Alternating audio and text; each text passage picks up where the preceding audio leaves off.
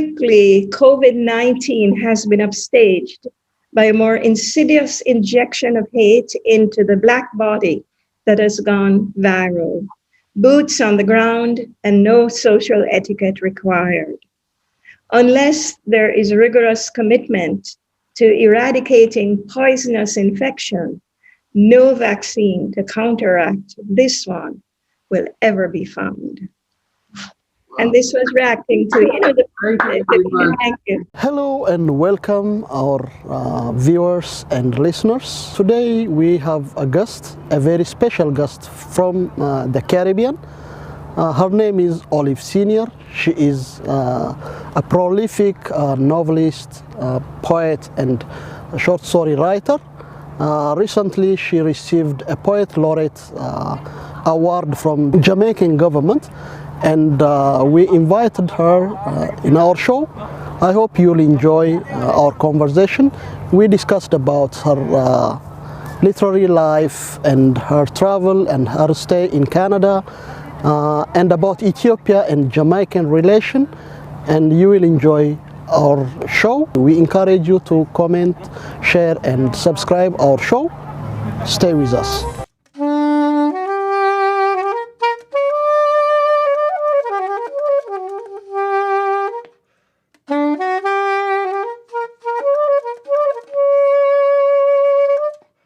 Hello. How are you? Lovely to see you. Good to see you. Lovely to see you too. We heard and we read a lot about Jamaica, or historical relation. Yes.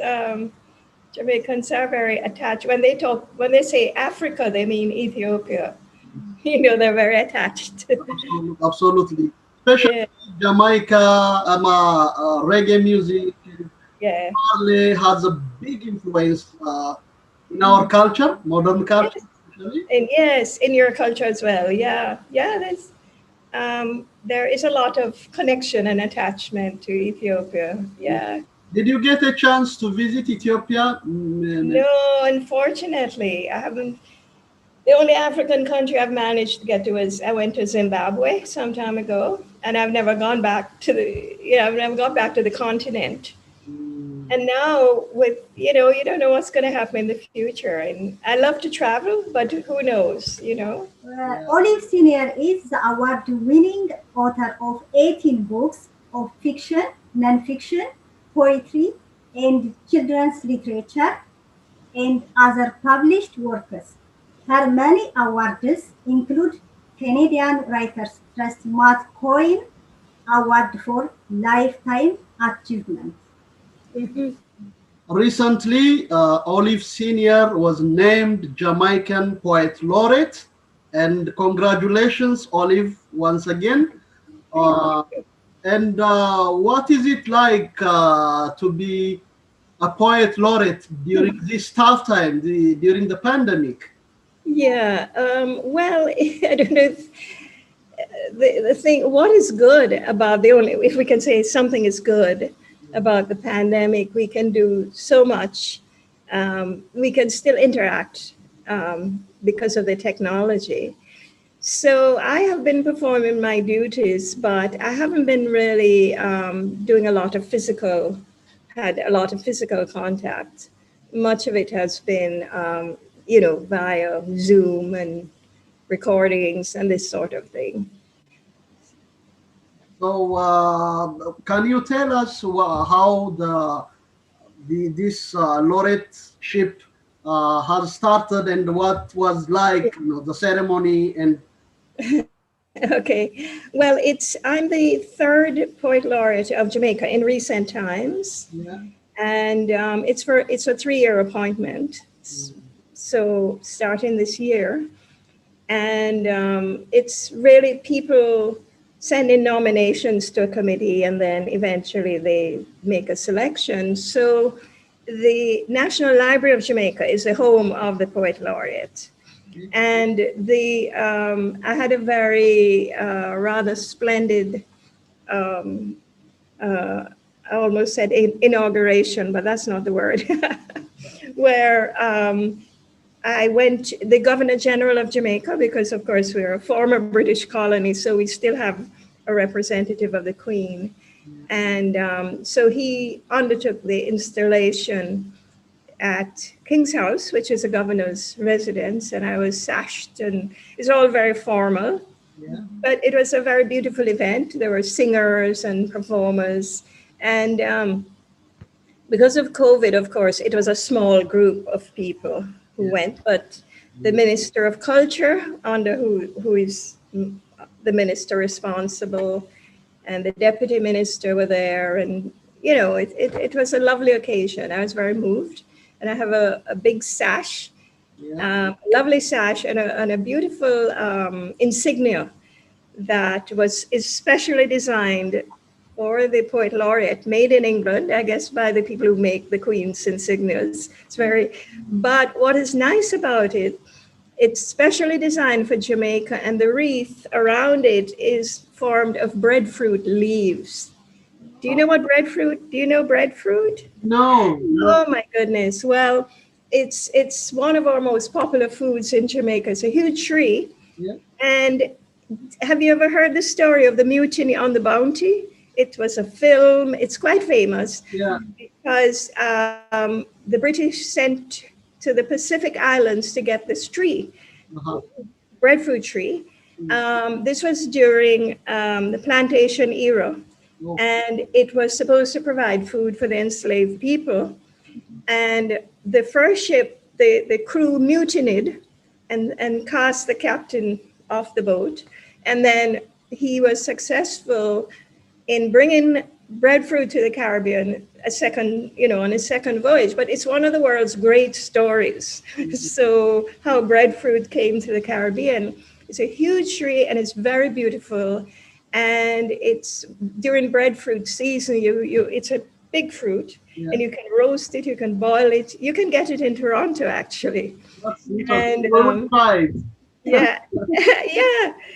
When I come back, you'll have to have breadfruit. And it's a beautiful tree. So the leaves form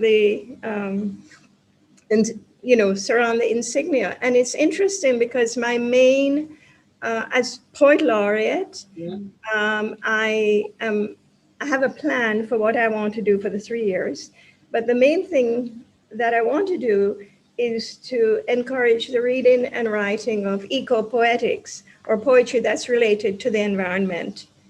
So, as a way of encouraging young people, especially, to show an interest in environmental topics. That's interesting.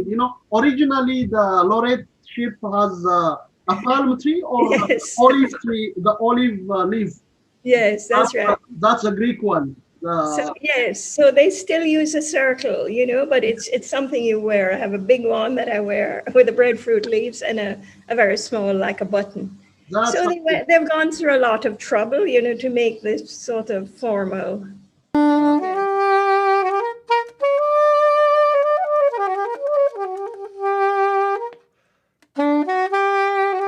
አድማጭ ተመልካቾቻችን እየተከታተላችሁ ያላችሁት የስነ ጽሁፍ ዝግጅታችን ነው። እንግዳችን ደግሞ ታላቋና ተዋቂዋ ደራሲ ኦሊቭ ሲኒየር ነች። እናንተ ሼር፣ ላይክ፣ ሰብስክራይብ እያደረጋችሁ ከኛ ጋር አብራችሁን እንድትቆዩ በአክብሮት እንጋብዛለን። መልካም ጊዜ።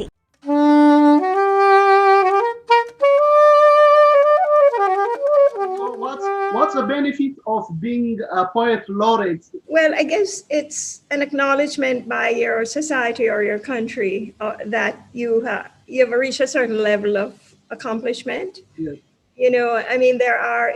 I guess it started in Britain, but there's now for the first time a poet laureate of Ontario.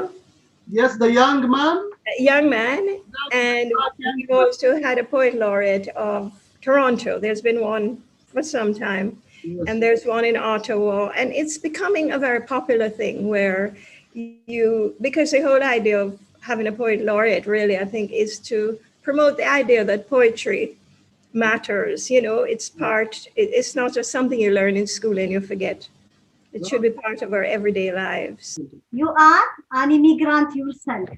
Yes. Okay. What is it like being a writer and an immigrant? Yeah. I mean, in Canada, I'm an immigrant. When I moved to Canada, I was already an established writer. I'd had a number of books out and so on. And so I have just continued to do what I've always done. All my work, whether it's fiction, poetry, whatever, is set in Jamaica and the Caribbean. And I've never changed. So I've never thought of myself as an immigrant writer. If you know what I mean, I'm a writer. And I mean, it's been difficult because, I haven't written about Canada, which I've been criticized for that because, but I have to do what I feel is important to me, which is writing about the Caribbean. So I've always done that. And I've been fortunate because I live close to Jamaica. I mean, Canada and Jamaica, it's easy to travel back and forth. So I'm sort of privileged, unlike you who are from Ethiopia, so far away. For me, it's so easy. It's been easy to go back and forth. So I've stayed close to my roots. And I like both societies, but they fulfill different needs in me. On the one hand, I like the idea of being in Canada and being a place where things work, and it's predictable and so on. But then I get a bit bored and I come to Jamaica, it's a place of anarchy, but also a lot of energy. It's very, but that can get tiring too. So I'm kind of privileged to be able to go back and forth. And that's interesting. So where is your home? Can we, is it Jamaica or Canada? It's both. I mean, I carry my home around with me, to be honest. I have, and before I settled in Canada, I traveled a lot. I'd lived all over the place. So I'm a bit of a wanderer. I don't need that kind of stability that most people require to say this is home. I don't think that way. Home is wherever I happen to be. And so I'm happy. Right now I'm in Jamaica. I'm happy to be here, but I'm looking forward to going back to my apartment in Toronto. But home, I don't think of home as, well, obviously home is Jamaica because it's my birth mother, It's in Jamaica, we say it's where my navel string is buried. In the old days when a child was born, they'd plant the cord, the umbilical cord, put it in the ground, plant a tree on it. And that's your birth tree. So I can't, Jamaica will always be my home. But Canada is also my home in a different way. I don't have the same emotional attachment to Canada as I do to Jamaica. This is where I'm emotionally attached. But I also enjoy being in Canada. It's given me, a lot of exposure and so on. So, yeah. So are you, by the way, we're talking about immigration. You traveled, you were born in 1941 during the Second World War. Yes. And I don't know what your childhood like, but you leave your homeland and traveled all over. What's that journey like? A traveler. Well, I was born in Jamaica and I go back. I mean, I might not look typically Jamaican, but my family goes back many, many generations on both sides. Very Jamaican. Born in rural Jamaica, my father had a small farm. So I grew up in a very sort of remote place where we didn't have all the elements of modernity there, but we made our own lives. I grew up on storytelling at night because we didn't have radio or TV or anything. Music was important, all of these things. And I grew up watching the people around me or taking part in whatever is going on. So I had a very strong rural upbringing. And then I actually came to high school in Montego Bay and so on. But I mean, I've lived in Jamaica most of my life. I left and went to university in Canada, and I came back here. So my sort of more recent immigration, or my life as an immigrant, is more recent. So when I left Jamaica, I was already very rooted, I knew who I was. I had a very strong sense of my culture and so on. So I think that helped me to feel, to adapt. I don't know if that's the right word, which is not to say that I didn't, that it wasn't difficult when I went to Canada, as it is, for all immigrants. It was very difficult to adjust. But I think the fact that I think it's easier if you're older. I wasn't like a young person who then was caught between two worlds. Yes. Because I already knew what my world was, if you know what I mean. But I like travel, and I like being on the move, to be honest. Yeah. And I think leaving Jamaica has given me a much better perspective on Jamaica, on Jamaican history, on the wider Caribbean, because I regard myself as a Caribbean person. Yeah. So it's been good in that way. I think I would have been different if I hadn't left home. I think I'm a different person. And I now have a different eye, a different way of looking at things back home. Interesting. Olive, you are a poet, you are novelist. Which one's the best for you? Oh, you mean in terms of my writing? Yeah. To be honest, I don't know if I can answer that. I started out, I guess, writing poetry because I always knew I was going to be a writer, from as a child. And I don't think when I'm going to write, I don't think I'm going to write a story or a poem. It just comes to me in whatever form. It comes as a poem, or it comes as something for children, or it comes as fiction. And I just go with it. I don't try and force anything. So before the pandemic, I started to write a novel, really about the indigenous people of the Caribbean, the people Columbus met when he came. And that is what I planned to work on. I thought by now I'd have finished it and, moved on. But I put it aside because once we were in pandemic mode, I couldn't focus on anything big, I don't know about you, and so I started to write pandemic poems, which are a response to that. And I'm still writing pandemic poems. I haven't gone back to fiction. I don't know if I will. So I'm just saying I tend to go with the flow, in terms of what I'm writing at any moment in time. Interesting. Do you think the pandemic gives more chance for writers to think and to meditate and to reflect than the normal time? It depends, because I have friends who haven't been able to do anything. I think, though, that it's been a good time for poetry because poetry enables you to, well, for one thing with poetry, you write short, It enables you to, or it enabled me with these pandemic poems to look at what was happening and to look at the science and the all the issues, the health issues, the political issues, which are very complex, as you know. But what poetry enabled me to do is to try and reduce that complex material to very short form, because I'm giving something back to people.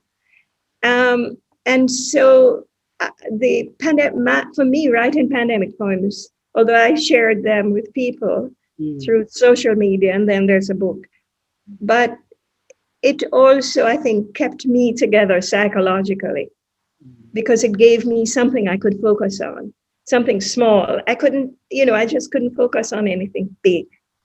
And I still can't, really. So I don't know about you guys, if you,